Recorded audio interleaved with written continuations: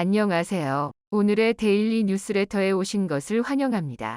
1. 미국을 경계하게 만드는 동맹. 2. 한국의 급반전. 3. 한국은 미국의 허가가 필요 없다. 한번 진실을 알아봅시다. 이재용 삼성 회장이 한국의 대통령이 됐다. 라는 놀라운 외신 기사들이 쏟아져 나오기 시작했습니다. 최근 바이든 미국 대통령의 뒤통수에 분노한 한국인들을 대신해 시원한 복수를 해주고 있기 때문인데요. 사실상 한국 정부가 해야 할 일을 이재용 회장이 완벽하게 수행해내고 있는 것입니다. 자, 그런데 이제는 이재용 회장이 G7에 대적할 K7, 한국을 중심으로 한 7개국 K7을 만들어 더 이상 미국이 감히 갑질을 하지 못하도록 만들어 환호를 받고 있는데요. 세계에서 가장 발달한 산업국들의 모임을 따로 만들어야 한다는 의견은 1973년 5.1 위기가 터진 전후부터 본격적으로 나왔습니다.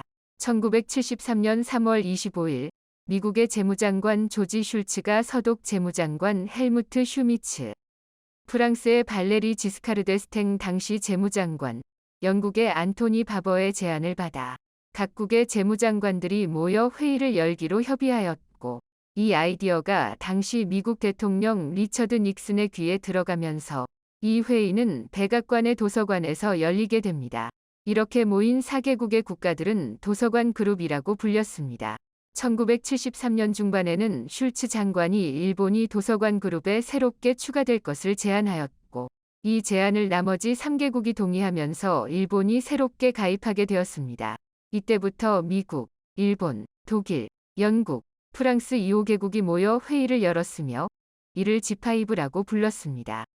이후 캐나다와 이탈리아가 차례로 합류하면서 그룹 오브 7, 현재의 G7이 완성됐습니다.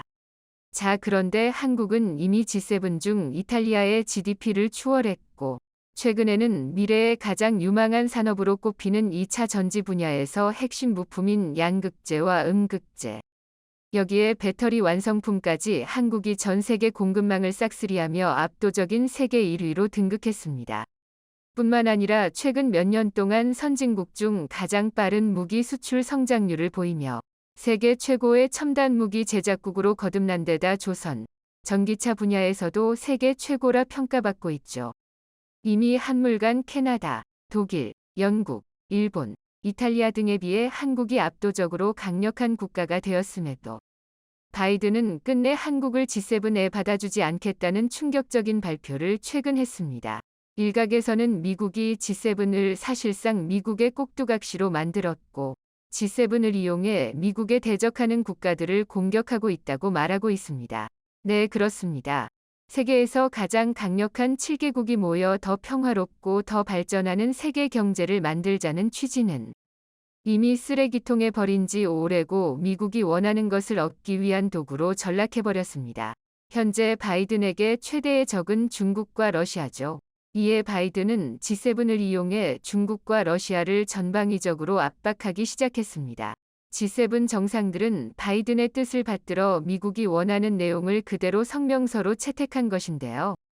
중국이 G7에 맞서 C7을 만들었다는 충격적인 소식이 전해졌습니다. 중국과 러시아, 카자흐스탄, 키르기스스탄, 타지키스탄, 투르크메니스탄, 우즈베키스탄, 이렇게 총 7개국이 C7을 만들어 G7에 맞서 싸우겠다는 충격적인 소식인데요. 1대1로의 차원과는 완전히 다른 수준의 강력한 동맹입니다. 미국이 G7 국들과 함께 중국의 반도체용 장비 수출을 금지한 것과 마찬가지로 중국은 C7을 앞세워 7개국이 미국의 히토류 전면 수출 금지, 미국과 완전 단교 등 지금까지와는 차원이 다른 강력한 카드를 꺼내들 전망입니다. 실제로 최근 중국 중앙아시아 정상회의가 끝난 뒤 시진핑 국가주석과 중앙아시아 5개국 정상이 함께 석류나무 6그루를 심었습니다.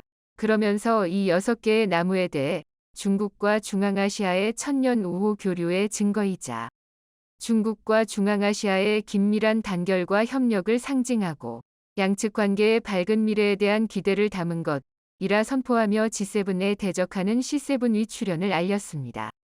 자, 그런데 시진핑의 C7은 아무것도 아니었습니다. 이재용 삼성 회장이 만든 K7, 한국을 중심으로 한 미래 최강 국가 7개국이 모이자 전 세계가 발칵 뒤집혔습니다. 이 K7 때문에 이제는 미국조차 한국을 감히 함부로 대하지 못하게 됐는데요. K7의 위력은 무엇을 상상했든 그 이상입니다.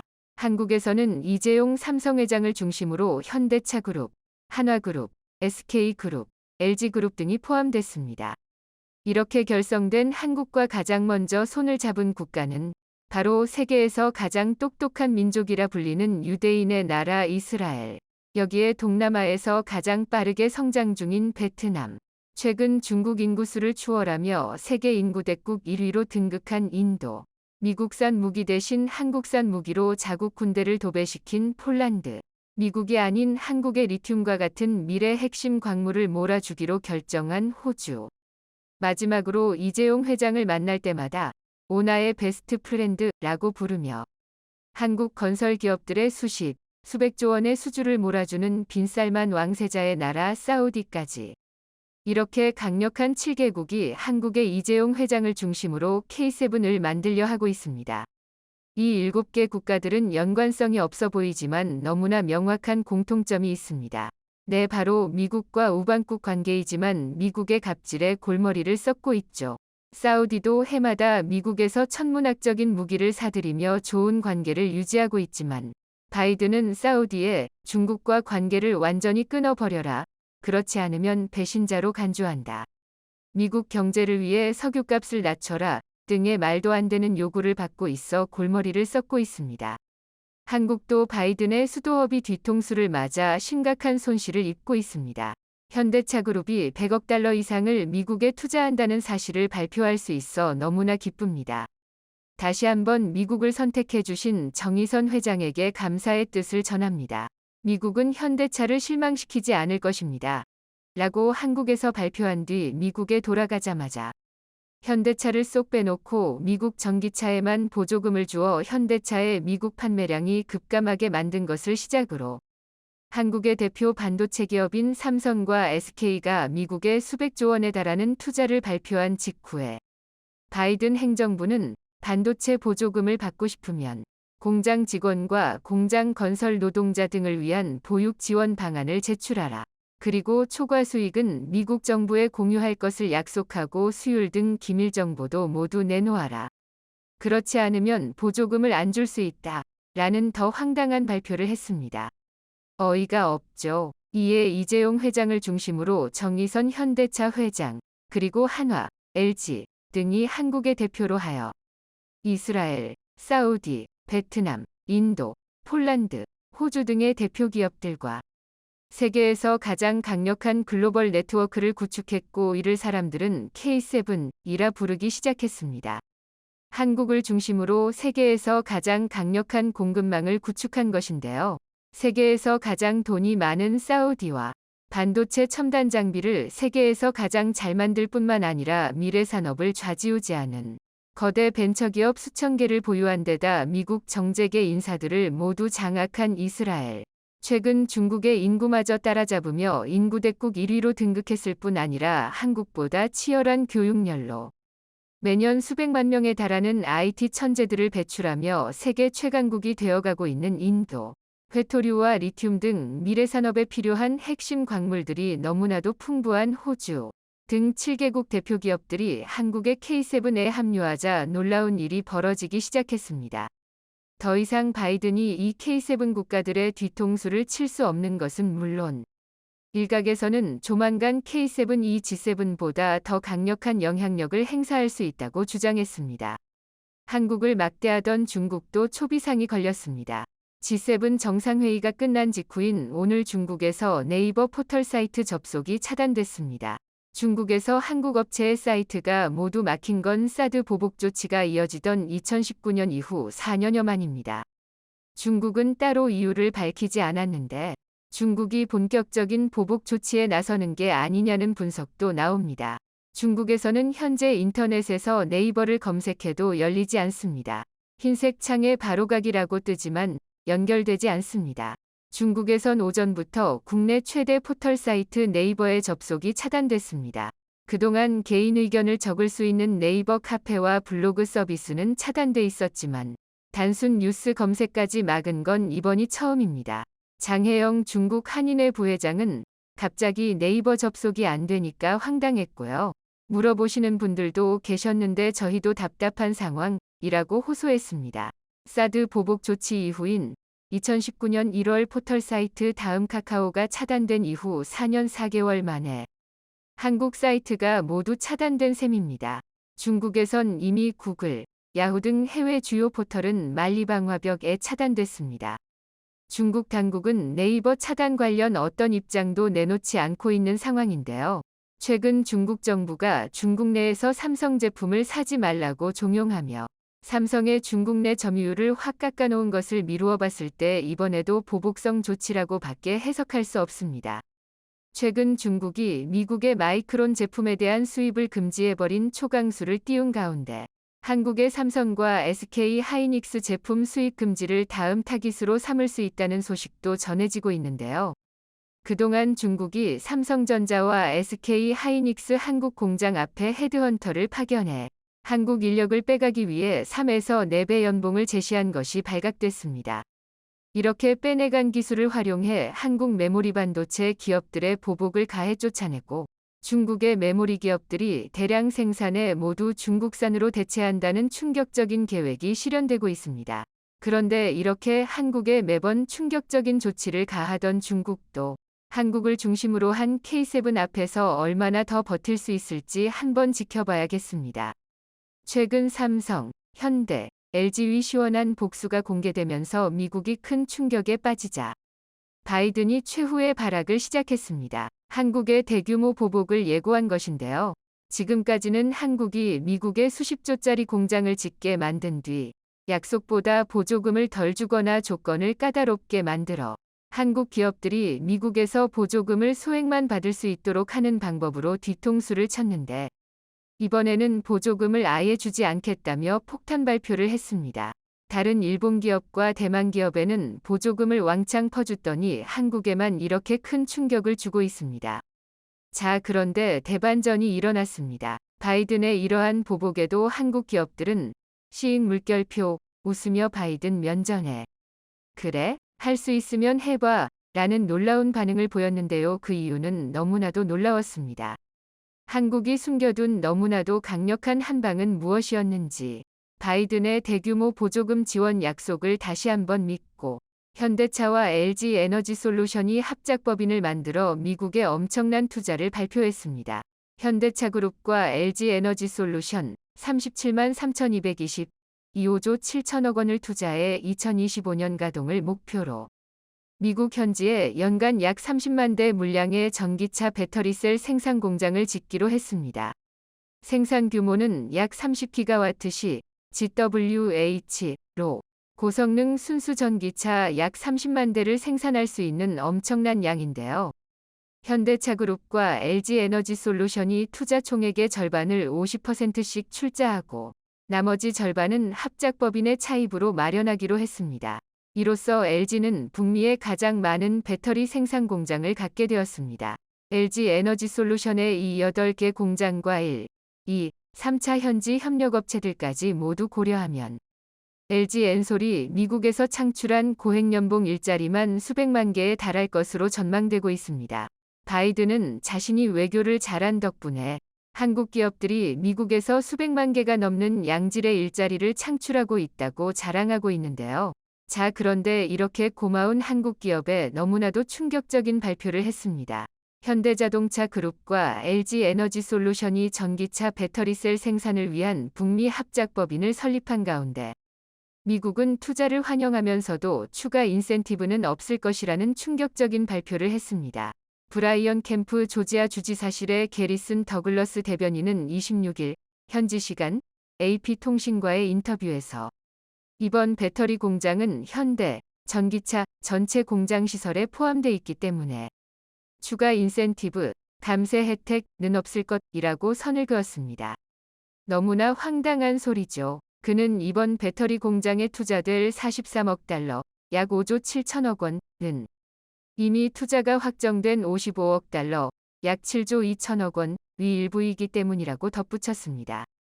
지금까지는 한국 기업이 투자를 확정하는 순간 온갖 말도 안 되는 조건을 갖다 붙이며 보조금을 깎는 방식이었다면 이번에는 아예 하나도 주지 않겠다는 것입니다. 이 지역 출신인 존 오소프 연방상원의원, 민주, 또 이날 오전 온라인 기자회견 및 AP 인터뷰에서 현대자동차가 미국제 배터리로 미국 내에서 전기차를 생산할 때까지는 인플레이션 감축법, IRA, 위 세액공제를 기다려야 한다고 밝혔습니다. 그는 현대차가 조지아주에서 전기자동차를 생산해야 이들 자동차는 IRA 위 세액공제 혜택 대상이 될 것이라고 덧붙였습니다. 조용히 기다리라는 것입니다. 너무 화가 나는 무례한 발언인데요. 자, 그런데 바이든의 충격적인 보복은 이제 시작이었습니다. 이것보다 더 충격적인 발표까지 최근 공개했는데요. 바이든의 오른팔로 불리는 러몬도 상무부 장관은 자국 반도체 업체 마이크론에 대한 중국의 제재에 대해 단호히 반대, 용납 불가 등의 표현을 쓰면서 강도 높게 비판하면서 한국도 무조건 미국의 제재에 동참하라는 식의 충격적인 폭탄 발표를 했습니다. 며칠 전까지만 해도 마이크론의 공백을 채우지 말아 달라는 정도의 부탁을 해왔는데 이제는 중국과 교역을 완전히 끊어버리라는 것입니다.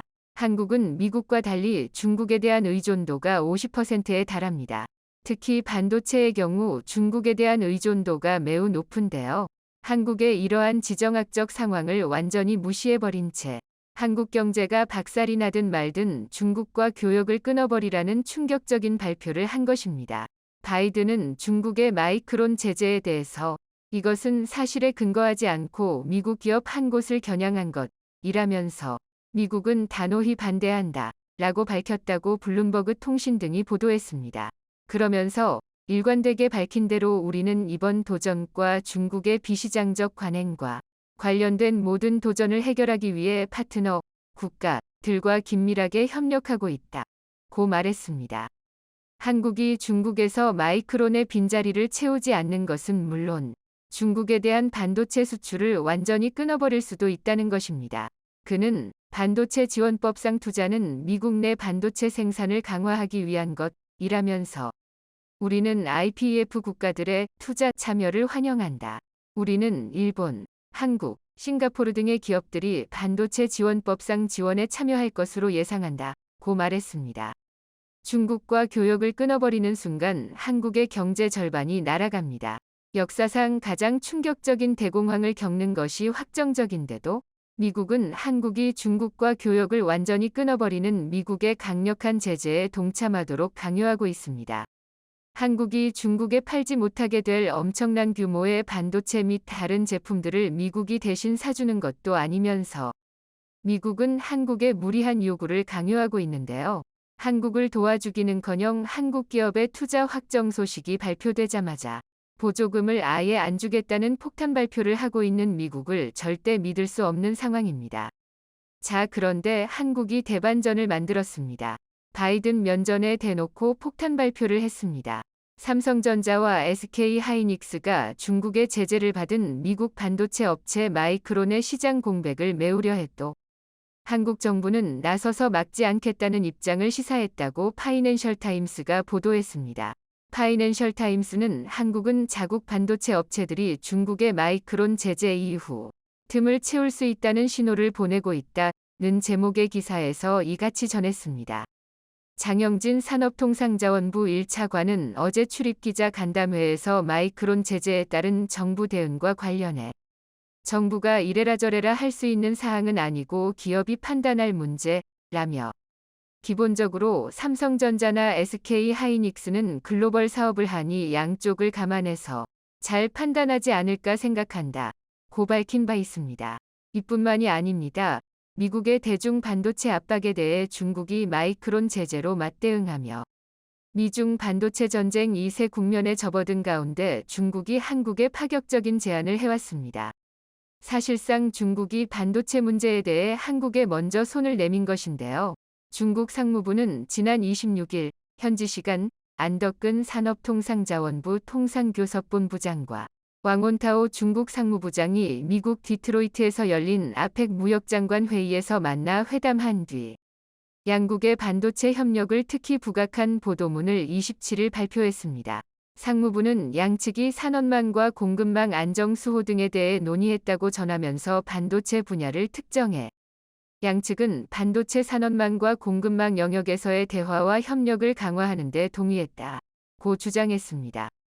반도체뿐만이 아닙니다. 중국은 이날 2차 전지의 핵심 소재인 리튬을 한국에 몰아주겠다는 파격적인 발표를 한 것으로 전해졌습니다. 중국산 배터리는 한국산보다 훨씬 성능이 떨어져 전혀 위협이 되고 있지 않지만 2차 전지를 만드는데 가장 중요한 소재인 리튬은 중국이 싹쓸이해버렸습니다. 중국이 개발도상국 광산들을 잇따라 사들이면서 세계 리튬 매장량의 3분의 1을 손에 넣을 수 있다는 전망이 나왔습니다. 25일 월스트리트저널 WSJ은 중국이 정치적으로 불안정한 국가들 위주로 수십억 달러를 써가며 리튬 광산을 매입하고 있다고 보도했습니다. 지금 같은 추세라면 중국은 2025년까지 세계 리튬 광산 생산 능력의 3분의 1을 확보할 수 있다고 WSJ는 내다봤습니다. 리튬은 전기 자동차와 스마트폰의 전원을 공급하는 리튬이온 배터리 소재입니다. 컨설팅 회사 벤치마크 미네랄 인텔리전스에 따르면 2030년 말까지 세계적으로 약 30만 톤 수요 부족에 직면할 것으로 관측했습니다. 중국은 미국 등 서방과 긴장으로 공급망 위협을 느낀 나머지 세계 각지 리튬 광산 매입에 나섰습니다. 실제 세계 최대의 리튬 광산을 보유한 캐나다와 호주는 최근 국가 안보 문제를 이유로 중국의 신규 투자를 차단했습니다. 컨설팅 회사 리스타드 에너지와 벤치마크 데이터를 보면 지난 2년간 중국 기업들은 남미와 아프리카에서 약 20개의 리튬 광산 지분을 취득하는 데 45억 달러를 썼습니다. 투자 대상국은 테러로 인한 안보 위협에 직면한 말리, 나이지리아는 물론 자원 통제를 강화하는 짐바브웨, 멕시코, 칠레도 포함됐습니다. 중국이 투자비를 날릴 수 있는 위험을 감수하면서까지 무리수를 두자 시진핑 주석까지 나서서 우려를 표하는 지경입니다. 시 주석은 3월 양회 전국인민대표대회 전국인민정치협상회의에서 광산에 투자하기 전에 현지 사정부터 잘 알아보라고 했을 정도입니다. 시 주석은 중국 최대 배터리 제조사 CATLV 로빈정 회장에게 대놓고 자신을 천하무적이라고 생각하고 톨격하는 행동을 삼가라고 말했습니다. 하지만 이렇게 무리한 투자를 하면서까지 리튬 광산을 싹쓸이한 중국과 적이 되면 리튬이 없어서 배터리를 만들 수 없게 됩니다. 미국은 너무나도 두려워하고 있습니다. 한국과 중국이 손을 잡고 글로벌 배터리 공급망을 완전히 장악해버리면 미국은 한국에도 중국에도 찍소리 못하게 되어버리기 때문입니다. 이제는 여러분들도 잘 아시다시피 2차 전지 배터리는 단순히 전기차에만 들어갈 것이 아니라 ESS라는 에너지 저장 장치를 통해 공장과 심지어 우리 가정에서도 이 2차 전지를 통해 전기를 공급받는 미래가 오기 때문입니다.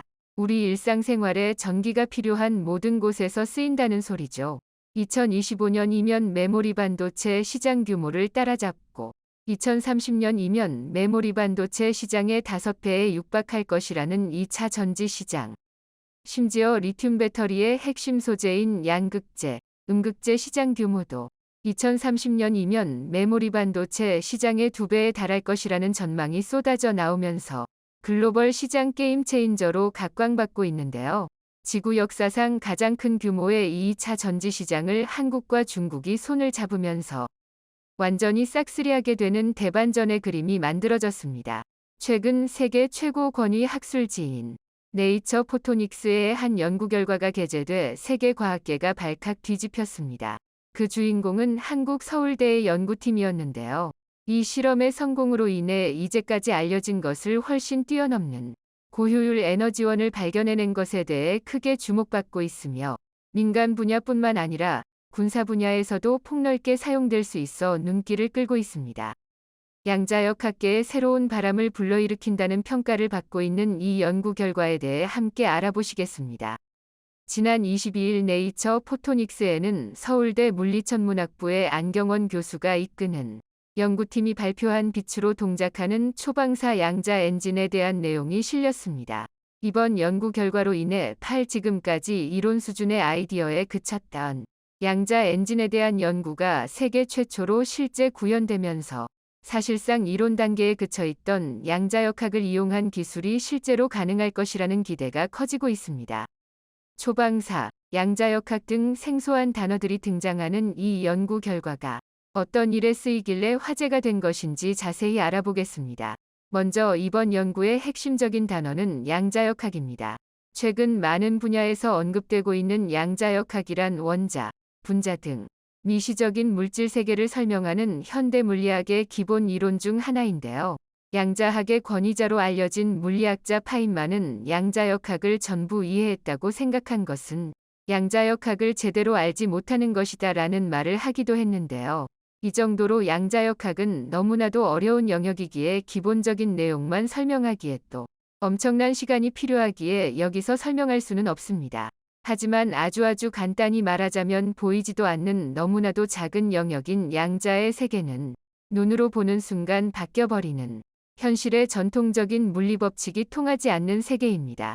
존재하지만 존재하지 않을 수도 있다는 말장난과도 같은 세계인 것이죠. 양자역학을 설명하는 방법으로 과학지들은 그 유명한 슈로딩거의 고양이를 이용하기도 할 정도로 이해하기 어려운 부분입니다. 지금 들어도 좀처럼 이해하기 쉽지 않은 내용인데 막스 보른이 최초로 양자역학의 이야기를 꺼낸 20세기 초반의 과학계에서는 그야말로 허무맹랑한 소리였습니다. 이에 지금까지도 최고의 과학자 중 한 명으로 평가받는 아인슈타인은 아무도 달을 보지 않으면 달이 존재하지 않는 것인가? 신은 주사위 놀이를 하지 않는다.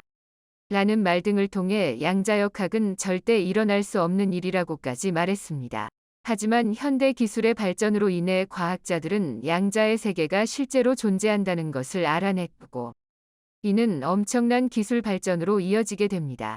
특히 스마트폰, 컴퓨터 등에 있어서 양자역학은 빼먹을 수 없는 요소일 정도로 삶에 밀접한 연관을 가지게 된 것입니다. 이번 안경원 교수 연구팀의 초방사 양자 엔진은 이 양자역학의 원리를 이용해 기존의 열역학으로 이루어지던 엔진을 양자역학의 영역으로 가져온 것입니다. 초방사란 원자들의 밀도가 높을 때 서로 충돌하면서 빛을 평소보다 강하게 방출하는 현상을 의미하는데요. 이때 나오는 빛의 압력으로 작동하는 원리를 가지고 있는 것이 초방사 양자 엔진입니다. 하지만 엔진의 작동을 위해서는 일어나는 초방사 현상을 자유자재로 켜고 끄는 방법이 있어야 했는데 지금까지는 이론으로만 가능하지 실제로 불가능하다고 생각하는 영역이었던 것입니다. 하지만 서울대 연구팀은 초방사의 제어가 가능하다고 생각했고 이에 실험을 강행했는데요. 연구팀은 원자들을 초방사를 일으킬 수 있는 양자 중첩 상태로 만들고 레이저를 통해 원자들을 제어하면서 빛이 방출되는 현상을 빠르게 켜고 끌 수 있는 장치를 만들었습니다. 이 방법을 통해 연구팀은 원자가 가열, 팽창, 냉각 등에 따라 동작하는 것을 관측했고 팽창할 때 엔진의 온도가 15만 도까지 올라가고 엔진 효율이 98%에 달해 굉장한 효율을 가지고 있다는 것을 입증했습니다. 게다가 연구진들은 양자 엔진의 경우 고전 열역학 법칙을 따르는 것이 아니기 때문에 이론적으로는 고전 열역학 법칙에 따른 엔진의 최대 효율인 카르낫 효율을 넘어설 수 있다고 설명했습니다. 이번 연구를 이끈 안경원 교수는 초방사 현상을 제어하는 기술 개발을 통해 원자물리 및 양자정보 처리 등의 분야에 기여했을 뿐 아니라 엔진의 효율을 획기적으로 높일 수 있는 길을 제시했다며 연구 결과의 의의가 크다는 것을 강조했습니다. 초방사 양자 엔진은 열역학의 법칙을 넘어서기에 엄청난 효율의 엔진을 만들 수 있게 되는데요. 조금 더 개발을 거치고 안정화되면 물리 엔진을 양자 엔진으로 대체하게 되면서 그야말로 엄청난 효율을 발휘할 것으로 예상됩니다. 거기다 이전까지 위험성에도 불구하고 효율 면에서 우수에 사용했던 원자력 추진을 양자 엔진으로 대체하게 된다면 안전성 면에서도 나아질 것으로 기대되고 있습니다. 현재 세계 최고 수준으로 알려진 제너럴 포드급 항공모함은 핵 추진을 이용한 것으로 알려져 있는데요. 원자력의 위험성에도 그만한 에너지 효율을 내는 방식이 없기에 엄청난 에너지를 필요로 하는 항공모함의 경우 핵 추진을 이용하는 것입니다. 항공모함에는 여러 대의 전투기가 실리기에 그에 맞는 활주로 역시 당연히 필요한데요. 하지만 육지와는 다르게 활주로의 거리가 제한되어 있기 때문에 특별한 장치들이 필요했습니다. 이에 지금까지는 증기를 이용한 스팀식 캐터펄트를 통해 압축된 증기를 쏘아 그 힘으로 전투기를 이륙시키는 방법을 써왔습니다. 문제는 시스템이 복잡하고 덩치가 커 인력이 많이 필요하다는 단점이 있었는데요. 이에 최근 포드급 항공모함에는 EMALS라고 하는 전자식 캐터펄트가 사용되고 있습니다. 기체의 부담도 덜 간다는 장점 덕에 최근 각광받고 있는 기술인데요. 아직까지는 안정화가 되지 않은 모습을 보여주기에 만약 양자 엔진이 이 기술을 대체할 수 있다면 굉장한 성과가 될 것으로 예측되고 있습니다. 현재 한국 역시 항공모함을 만들고 있습니다. 항공모함을 만드는 데에는 어마어마한 돈과 기술력이 들어가는데요.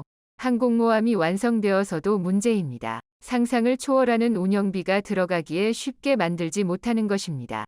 하지만 양자 엔진이 상용화되면 안전성은 물론이고 비용적인 측면에서도 많은 이득이 될 것이 분명합니다.